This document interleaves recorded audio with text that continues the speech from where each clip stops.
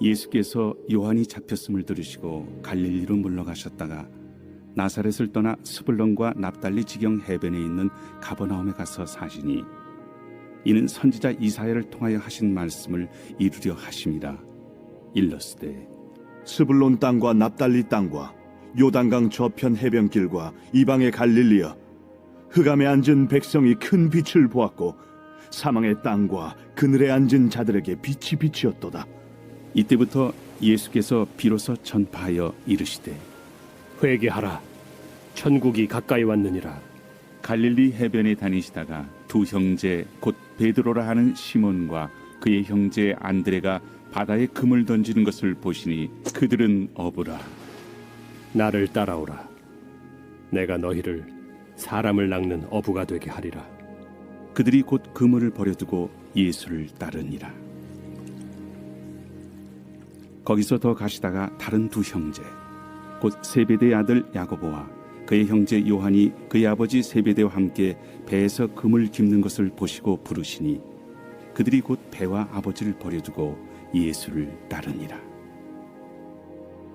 예수께서 온 갈릴리에 두루 다니사 그들의 회당에서 가르치시며 천국 복음을 전파하시며 백성 중에 모든 병과 모든 약한 것을 고치시니 그의 소문이 온 수리아에 퍼진지라. 사람들이 모든 앓는 자, 곧 각종 병에 걸려서 고통당하는 자, 귀신 들린 자, 간질하는 자, 중풍병자들을 데려오니 그들을 고치시더라. 갈릴리와 데가볼리와 예루살렘과 유대와 요단강 건너편에서 수많은 무리가 따르니라.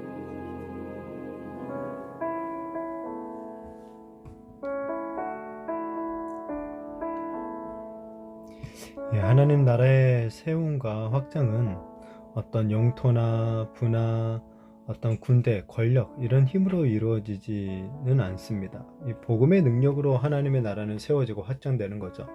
오늘 예수님의 선포로 시작되고 확장되어지는 이 하나님 나라를 우리는 보게 됩니다. 예수님께서 이제 요한이 잡히셨다라는 말을 듣고 이제 잠시 이제 갈릴리로 가셨다가 나사렛을 떠나서 가버나움으로 그냥 갈릴리로 오신 거죠.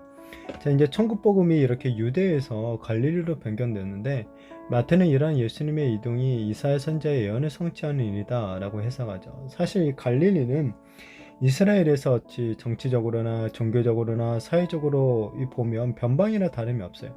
요즘식으로 하면 이 갈릴리는 이 서울과는 아주 멀리 떨어진 시골 총동네, 그 누구도 관심을 두지 않는 소외된 산간 벽지와 같은 그런 동네였던 것이죠.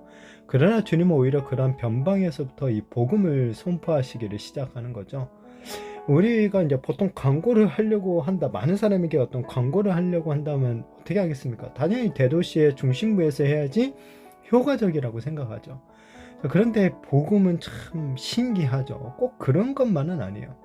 어떤 면에서 보면 교회가 오히려 세상의 중심에서 밀려나 변방에서 정말 순수하게 복음만을 외칠 때 오히려 세상은 교회가 선포하는 이 복음을 듣고 변화되는 것 같다라는 그런 생각이 들기도 합니다. 자, 여하튼 주님은 이 시골에서부터 하나님 나라를 선포하죠. 회개하라, 천국에 가까이 왔다라고 하십니다. 자, 이 선포는 세례 요한이 광야에서 외쳤던 말이기도 하죠. 그러나 세례 요한은 하나님의 나라를 통해 어떤 일들이 이루어질지는 잘 알지 못했었죠. 그렇지만 이 예수님은 이 선포를 시작으로 하나님 나라를 만들어 가시는 거죠. 그리고 그 첫 번째 일로 제자들을 부르시고 세우시는 것을 또 보게 됩니다. 자, 예수님이 두 명씩 두 번 제자들을 부르고 있는데 이것은 이제 2라는 숫자가 증인을 상징하는 숫자이에요. 그래서 이제 이후에 이들이 복음의 증인이 될 것이다 라는 것을 어떤 암시하는 그런 표현이 있죠.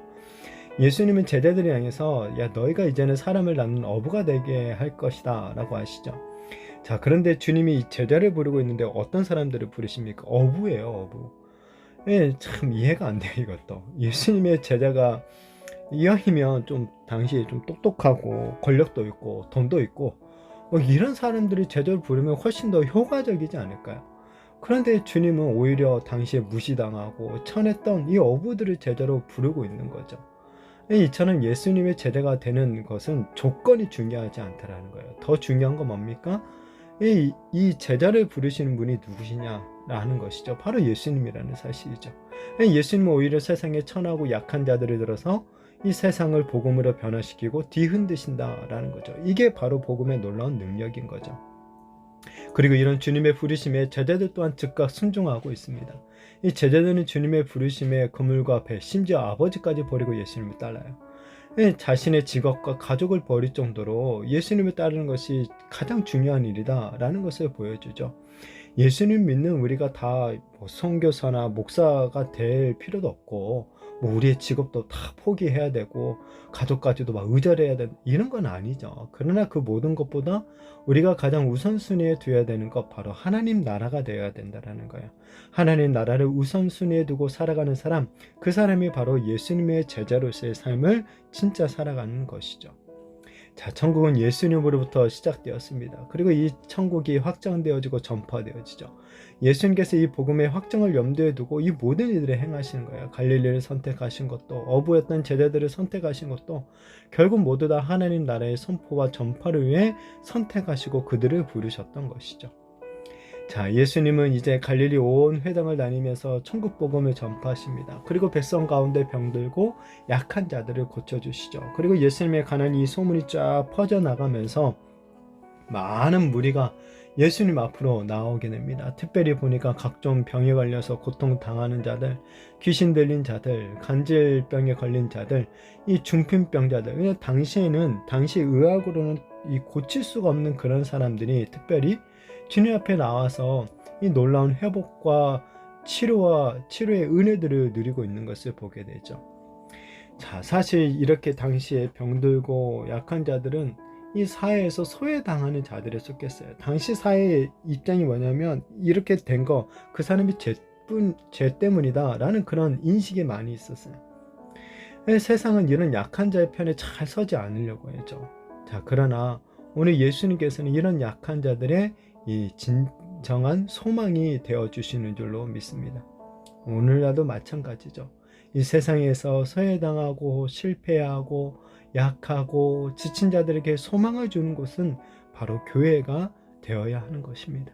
교회에 와서 이 구원과 소망의 주님을 만남으로 말미암아 이 참된 회복과 치료의 은혜를 누릴 수 있어야 하는 것이죠. 바라기는 우리 교회가 진짜 이러한 교회가 되어지기를 축복합니다. 그리고 예수님의 사역을 이어받는 이 제자들이 되어서 우리가 하나님 나라를 위해서 정말 천국 복음을 선포하며 확장하는데 온전히 쓰임을 받게 되는 저와 우리 성도님들, 또 우리가 속한 교회들, 나아가서는 우리 온 한국교회가 되어지기를, 그래서 정말 세상에 참된 소망과 이 치료와 회복을 주게 되는 그런 은혜가 역사가 있게 되어지기를 예수님의 이름으로 축복합니다.